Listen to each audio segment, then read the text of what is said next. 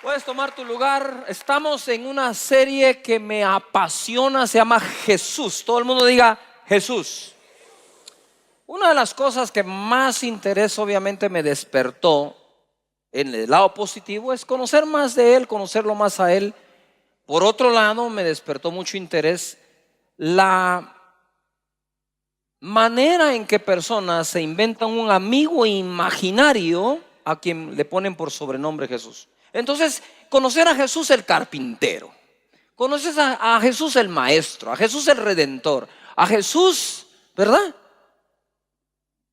Cada una de esas facetas de Jesús, poderlas conocer desde su historia y no desde las emociones, sentimientos, percepciones, ¿verdad?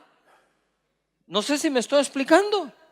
O sea, cuando decimos que Jesús es un caballero, nosotros concebimos lo que pensamos que es un caballero, que siempre te saluda amablemente, que te cede lugar, que es bien portado, se lava las manos para comer, jamás escupiría en tierra. Pero cuando voy a las escrituras, sin que deje de ser caballero, es un caballero, pero no al estilo que nosotros pensamos, porque escupió en tierra, hizo lodo, lo puso en los ojos de una persona, puso saliva de él en la boca de otro, comía sin lavarse las manos. Y usted dice, ¿cómo va a creer? Lea. De eso es de lo que estoy hablando. Y hoy quiero entrar en Jesús el maestro. ¿Cuántos quieren que Jesús sea su maestro? En 1 de Pedro 2:21, quiero leer para introducirme rápidamente. Dice, pues para esto fuisteis llamados, porque también Cristo padeció por nosotros, dejándonos ejemplo para que sigáis sus pisadas, el cual no hizo pecado, ni se halló engaño en su boca, quien cuando le maldecían no respondía con maldición, cuando padecía no amenazaba, sino encomendaba la causa al que juzga justamente. A ver, todo el mundo diga fuerte, conducta. En conducta no hay quien le gane a Jesús. Y nosotros quisiéramos imitar el 100% de la conducta de Él, pero no le damos la talla. Pero sí confiamos en su gracia y su misericordia, ¿verdad? Y hacemos el mejor esfuerzo por parecernos a Él. Sobre todo en eso que cuando lo maldecían, no maldecía.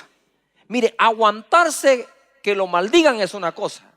Aguantarse maldecir de regreso está más fuerte, ¿verdad? Como cuando te maltratan. Aguantar el maltrato es una. Pero ¿qué es más fuerte? ¿Aguantar el maltrato o aguantarte las ganas de contestarle? ¿Yuhu? ¿Todavía están acá? De hecho, es la segunda, porque algunos de ustedes no se han aguantado, ¿verdad? Pasa a veces, ¿verdad? Entonces, nos ocurre a todos. Eso es su conducta, lo que Él era, como Él era. Pero en el verso 24 dice el apóstol Pedro, quien llevó Él mismo nuestros pecados en su cuerpo sobre el madero, para que nosotros, estando muertos a los pecados, vivamos a la justicia, y por cuya herida fuimos nosotros, ¿qué? Sanados. Porque vosotros erais como ovejas descarriadas, pero ahora habéis vuelto al pastor y obispo de vuestras almas. Muy bien, levanta las manos y di conmigo, Jesús es mi pastor y mi obispo, según Pedro, ¿verdad? Ahora, ¿qué ocurre? Aquí se separan dos cosas: la conducta de Jesús con el sacrificio vicario de Jesús.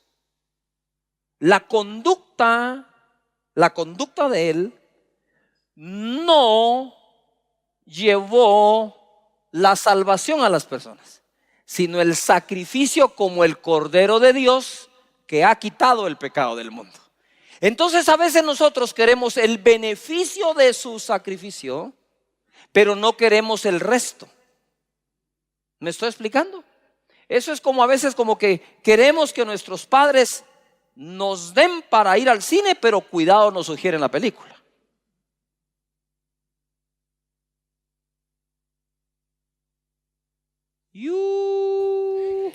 Se dice, ¿verdad? Es como cuando los patojos de la casa quieren permiso para tener novios, pero cuidadito sugerís algo, ¿verdad? Entonces nosotros tenemos esas dos cosas, pero ahora lo que quiero enseñarles es lo que está en Juan capítulo 3, verso 1. Ahora empiezo. Había un hombre de los fariseos que se llamaba Nicodemo, un principal entre los judíos. Lo que quiero decir es que este hombre era de los fariseos, o sea, tiene toda una escuela. Se llamaba Nicodemo, un principal entre los judíos. Era fariseo, se da su nombre Nicodemo y dice la escritura, este vino a Jesús de noche. Yo no sé si no quería que lo vieran de día, pero y le dijo, Rabí, que quiere decir maestro, sabemos que has venido de Dios como maestro, porque nadie puede hacer estas señales que tú haces si no está Dios con él.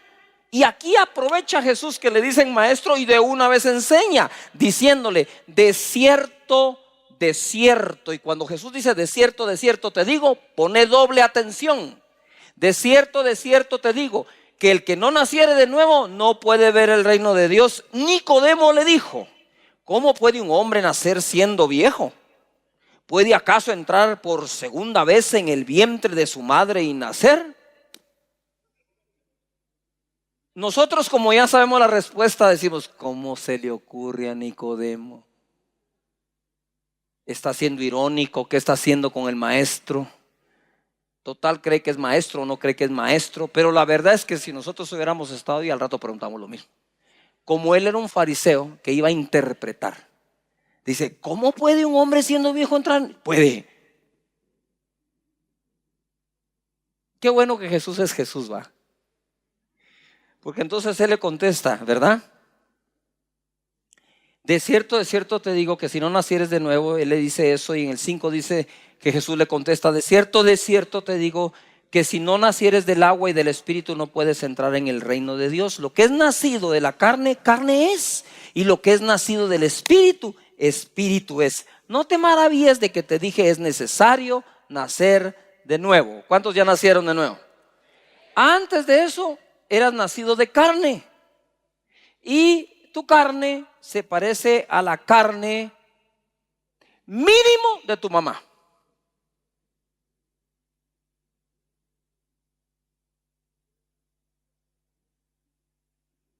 Esperamos que se parezca a la del papá.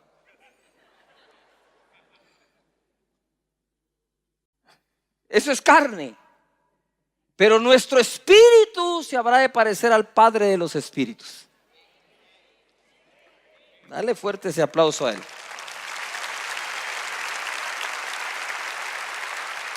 Ahora, ya aquí puedes ver al maestro, Jesús como maestro. Aprovecha una metodología que es la conversación, preguntas y respuestas para enseñar.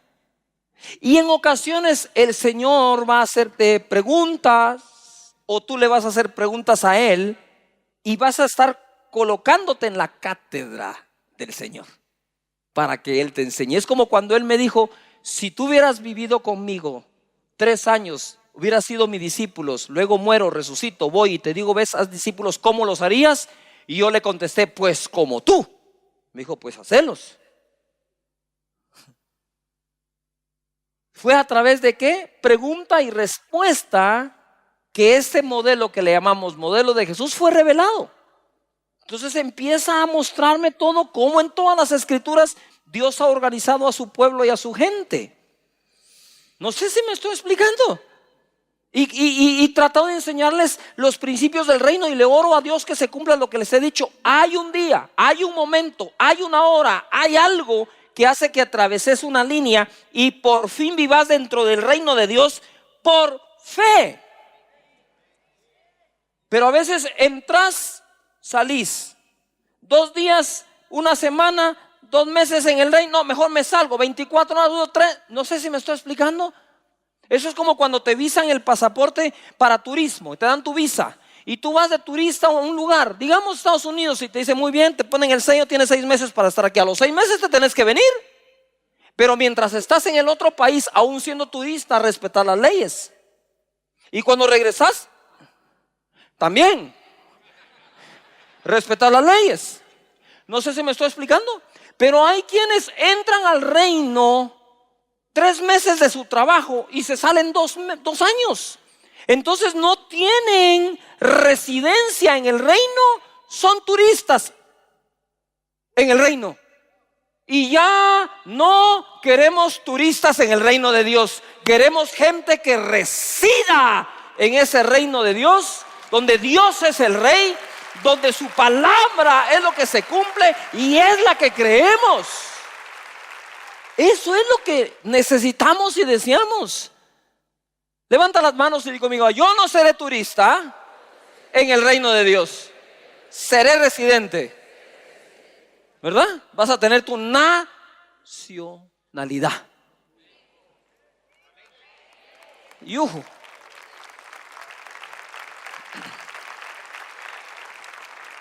Jesús entonces hay que conocerlo como maestro.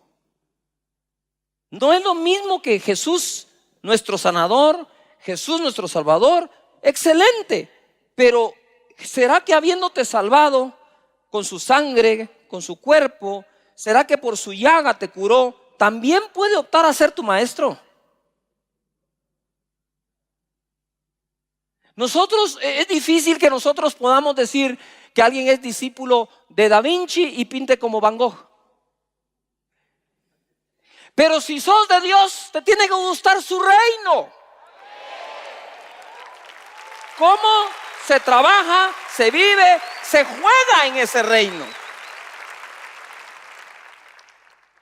Tú no puedes ir a un club y decir: no, aquí se patea de esa forma. No, hijo, aquí la disciplina de cómo se patea la pone el club.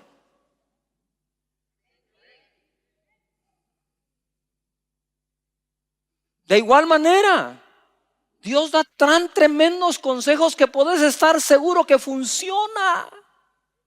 Ahora digo yo: Señor, pues me consuela en mi frustración, que si no te creen a ti, ¿quién soy yo para que me crean a mí?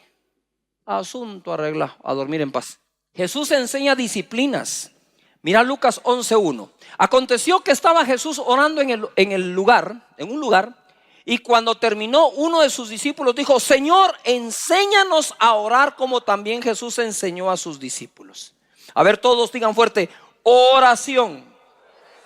Él enseñó disciplinas como la oración, como el dar a los demás, como el ayuno, y utilizó el método de comparación como maestro. Él decía: cuando lo hagan, no lo hagan como los hipócritas. Y establece una comparación.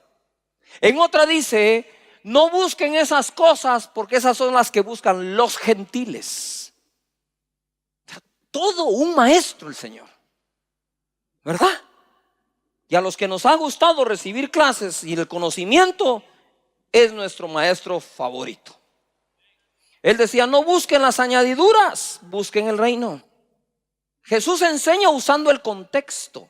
Mateo capítulo 5 verso 1 dice: viendo la multitud, subió al monte, y sentándose vinieron a él sus discípulos, y abriendo su boca, ¿qué dice? A ver todos los alumnos leyendo ahí. Abriendo su boca, ¿qué? Les enseñaba diciendo: bienaventurados los pobres en espíritu, porque de ellos es el reino de los cielos. En esta enseñanza habló de 9 bienaventuranzas: los pobres en espíritu, los mansos, los que lloran, los que tienen hambre y sed de justicia, los misericordiosos, los de limpio corazón, los pacificadores, los perseguidos por causa de su justicia, los que son vituperados y víctimas de las mentiras contra ellos, diciendo así: ustedes creen que hay gente dichosa. Y él dice: bienaventurados, que significa doblemente dichosos. En otras palabras, pues dichoso el que nunca llora. Pero él dice: doblemente dichoso el que llora, porque él recibirá consuelo. Yo les voy a decir algo. He pasado por épocas en que de verdad me tiro a llorar. Y cuando estás llorando no te consideras dichoso. Pero cuando aparece el Espíritu Santo para consolarte, sos doblemente dichoso y decís: si me vuelve a pasar para que tenga que volver a llorar para recibir su consuelo, que pase.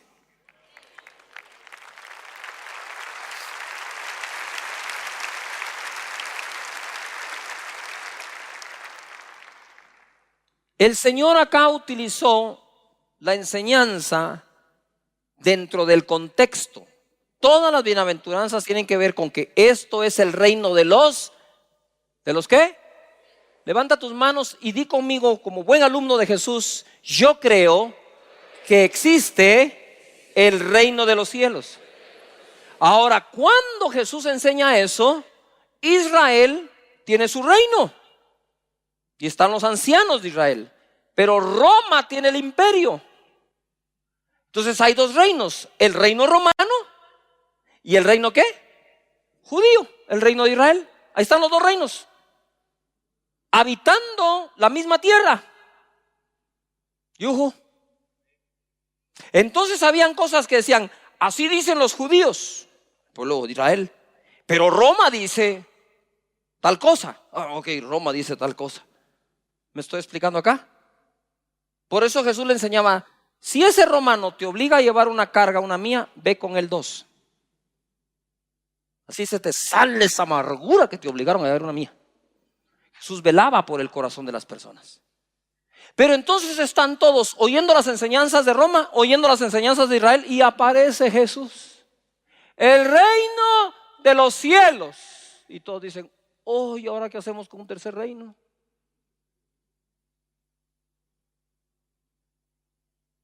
Yuhu. Entonces ahora estaban las enseñanzas de unos, de otros, y las del reino. Y la vez pasada les comenté, cuando Jesús dijo: bienaventurados los mansos, porque ellos heredarán la tierra. Uy, debe haber dicho Roma: estos se quieren quedar con la tierra. Cuando dijo: bienaventurados los pobres, dijo: uy, le está hablando Israel en espíritu. No era así la onda. No sé si me estoy explicando. Cuando dice: bienaventurados los perseguidos, entonces dice Roma: que se aguanten estos, ¿verdad? Y después les da la bienaventuranza. Entonces estaba ahí como que la cosa partiéndose en eso. No sé si me estoy explicando. Jesús dice: el reino de los cielos, dice. ¿Me estoy explicando acá?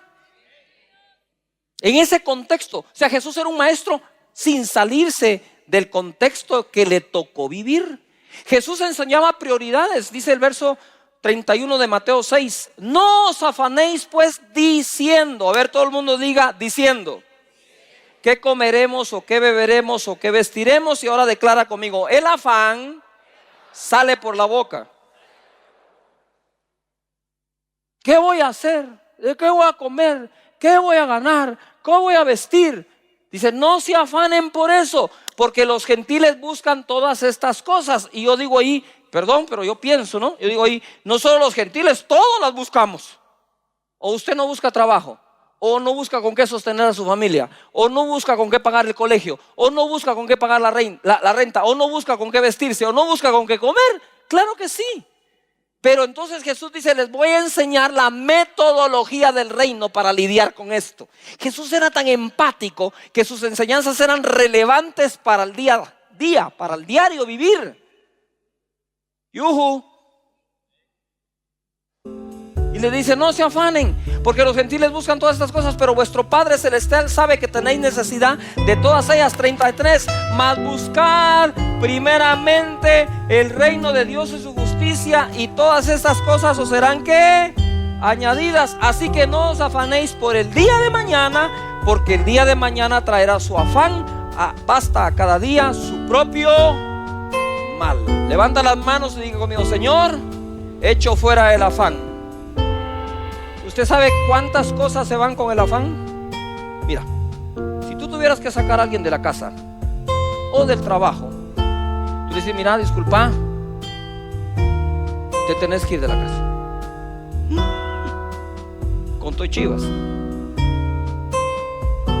Yujo. Ahí va pues, que estoy así en modo de maestro. Tú le decís al afán: te largas. Sí, no, pero con todo y la gastritis, el colon irritable, el insomnio y todo lo que traes, con todo y tus enfermedades, fuera.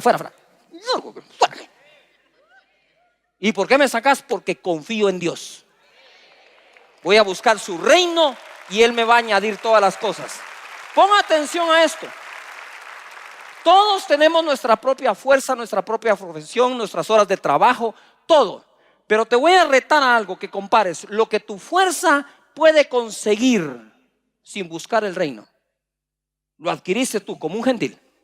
O si busco el reino, eso mismo que fui a buscar, las cosas, si busco el reino,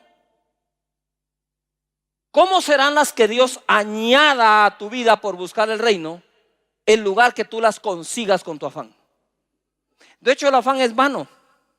Dice, ¿quién por afanarse ha añadido un codo a su estatura? Yo no añadí ni centímetro, para eso me paro el pelo. Algo. No hay manera, el afán es vano. Yo le digo a mi familia y se lo enseño siempre y a mi equipo, miren, por todo lo que en la vida me afané, no tengo nada. Por todo lo que me ilusioné, lo tengo todo. Porque así funciona el reino.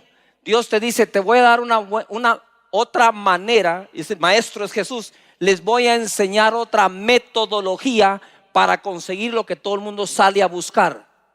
Busquen su reino primero y dejen ver que Dios les añade.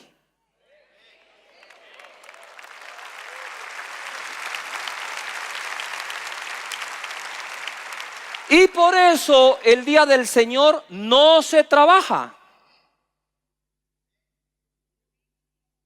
para que en los otros 6 días Él te añada.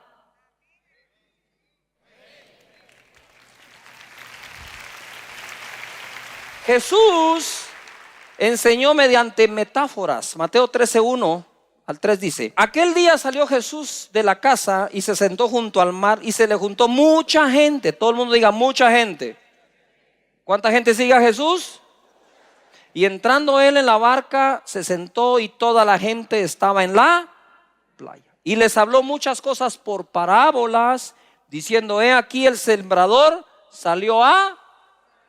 Pero en el 18 llama a sus discípulos para explicarles la parábola. Quiere decir que él enseña de una forma a la multitud y de otra a los discípulos. Él estaba creando toda una generación con un pensamiento diferente. Eso se llama mentor. Levanta las manos y di conmigo, Jesús, sé mi mentor. ¿Quiénes quieren que Jesús sea su mentor? Bueno, la diferencia entre el coaching famoso hoy y el mentoreo es que normalmente el coach te va a ayudar a descubrir tu propósito y te orienta.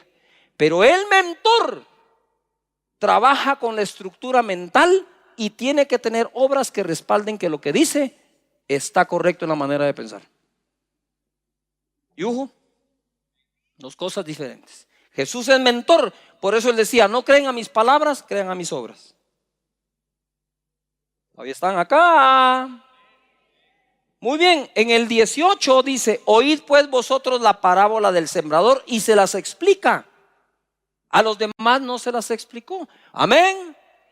Muy bien, entonces mira, quiero que pongan esta pequeña animación que hice para un seminario que di.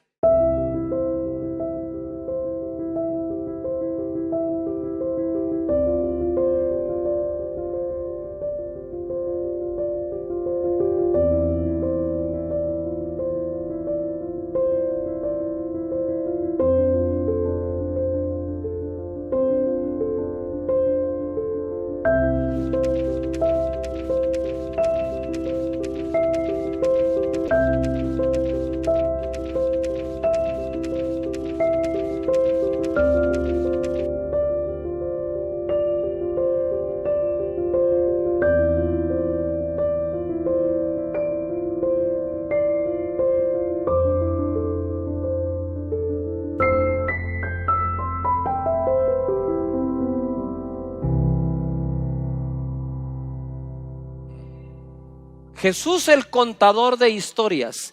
Jesús contó en 3 años 46 parábolas. Son 46 parábolas que contó. Muchas de esas historias fueron inventadas para dar una enseñanza. Jesús pudo haber hecho 46 películas en 3 años. Eso me dice a mí que Jesús era por excelencia maestro. ¿Me estoy explicando? Él es el creador de Moisés, el creador de David, el creador de Abraham, de Isaac, de Jacob, del pueblo de Israel, para a través de las historias contarnos la de él. ¿Todavía están acá? A mí me emociona, la verdad, porque a mí sí me gusta aprender. Y me gusta a Jesús por maestro por excelencia. Él va a aprovechar toda oportunidad para enseñarme. Él hizo 46 historias para poderle enseñar a las demás personas. Yuhu.